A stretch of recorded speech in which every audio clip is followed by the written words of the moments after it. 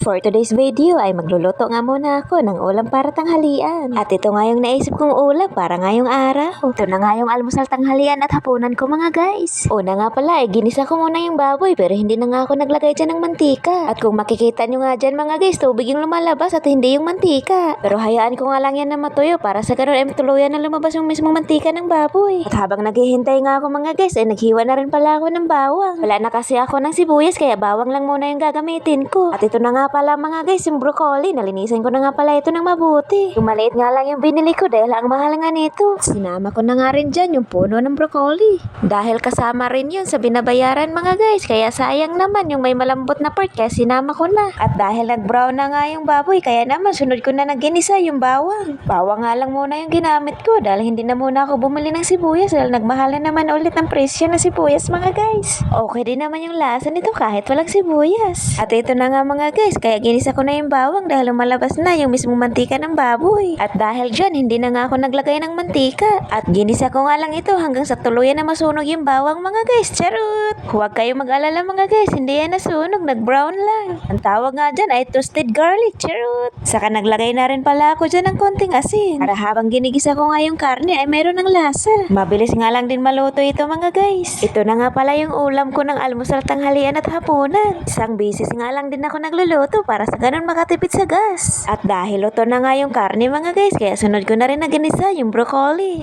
Kung makikita nyo nga yan dyan guys, ilang piraso lang talaga yung broccoli. Ang mahal kasi neto. Kapag kilo nga nito mga guys, kasama pa yung dahon, hindi naman nakakain. Charot! Kaya naman ginawa ko nga dyan, binalatan ko na yung mismong puno dahil malambot din naman. Ginisa ko nga lang yan dyan ng konti mga guys, pagkatapos maya maya naglagay na rin ako ng konting tubig. Para sa ganun magkaroon ito ng konting sabaw. Kung mahilig nga din kayo sa sabaw mga guys, pwede kayo magdagdag ng konting tubig pa. Saka naglagay na nga rin ako dyan ng pangpalasa. At dahil naubusan nga ako ng Knorr pork cubes, kaya naman nilagay ko muna yung Knorr chicken cubes. Baka naman. Charot! At pagkatapos ko nga malagyan ng pangpalasa mga guys, pinakuluan ko lang muna ito ng mga ilang minuto. Para sa ganun, tuluyan na lumambot yung karne, pati na rin yung gulay. Na makalipas nga ang ilang minuto mga guys, tinignan ko na nga ito. Baka kasi ma-overcook yung broccoli. Hindi na kasi ito magiging masarap kapag na-overcook. At kung makikita nyo nga yan dyan guys, medyo luto na rin yung broccoli. Dahil nakulangan nga ako sa timpla, kaya naman nagdagdag pa ako ng konting asin. At pagkatapos, saka hinalo-halo ko lang muna ito. Saka dandahan nga lang din ako sa paghalo dyan mga guys, baka kasi madurog yung broccoli. Maraming salamat nga pala sa lahat ng mga nanood ng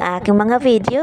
Sana ay hindi kayo magsawa na panoorin at patuloy niyo pa rin akong suportahan. At ito na nga mga guys, dahil medyo matigas pa yung broccoli, kaya naman pinakuluan ko pa ito ng mga ilang minuto. Saka tinikman ko na rin ito at okay na rin yung lasa, kaya hindi na rin ako nagdagdag ng asin. At pwede nga rin pala kayo maglagay dito mga guys ng oyster sauce. Wala na kasi akong pambili ng oyster sauce, kaya hindi na muna ako maglalagay. Pangpadagdag lasa rin yun mga guys. Masarap nga din itong broccoli kapag manok naman yung gawin yung pangsahog. O di kaya ng hipon o di kaya ng baka. Masarap ito kahit saan isahog mga guys, kaya pala ang mahal nitong broccoli. At ito na nga mga guys, malambot at luto na rin yung broccoli at pati na rin yung karne. At dahil okay na nga ito mga guys, kaya naman inoff ko na rin yung gasol. Baka kasi ma-overcook pa yung gulay. Masarap kasi ito kapag mayroong crunchy ng konti. Yung tipong hindi sobrang lambot. Dahil okay at luto na nga ito mga guys, kaya naman ready to serve na. Tamang-tama nga dahil nagugutom na nga rin ako dyan habang nagluluto. Ito nga yung masarap dahil mayroong konting sarsa. Tiin ko nga lang din ito sa tatlo para meron akong ulam ng almusal tanghalian at hapunan. Burrito nga din pala ito ng mga alaga kong pusa, yung broccoli mga guys. Dahil luto na nga ito mga guys, kaya naman kumuha na nga ako dyan ng plato at kakain na nga sana ako. Kaso pagtingin ko sa rice cooker, wala palang sinaing. Nakalimutan ko nga pala dyan na magsaing. Nauna ko palang lutuin yung ulam kaysa magsaing. Ako lang ba yung ganito mga guys, yung tipong excited ka na kumain dahil gutom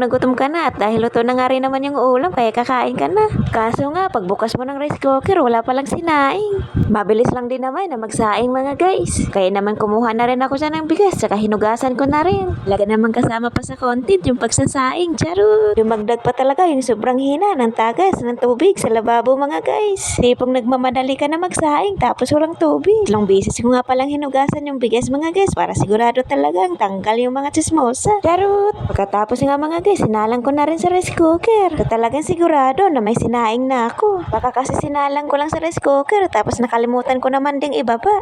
Alam ko, nangyayari din sa inyo to mga guys. Yung tipong alam mong luto na, yun pala nakalimutan mong ibaba yung rice cooker. Habang hinihintay ko nga na maluto yung sinaing, mabuti na lang meron pa nga akong natira ditong tinapay na binili ko kahapon. Ito nga yung natirang pandesal mga guys. Kumain na muna ako dyan ng pandesal habang hinihintay na maluto yung sinaing. Makunat na nga rin pala yung pandesal dyan mga guys, pero masarap pa rin naman. Basta nagugutom ka na, walang matigas yung makunat na tinapay. Charot! Yan lamang for today's video mga guys. Thank you so much for watching. See you to my next video. Bye!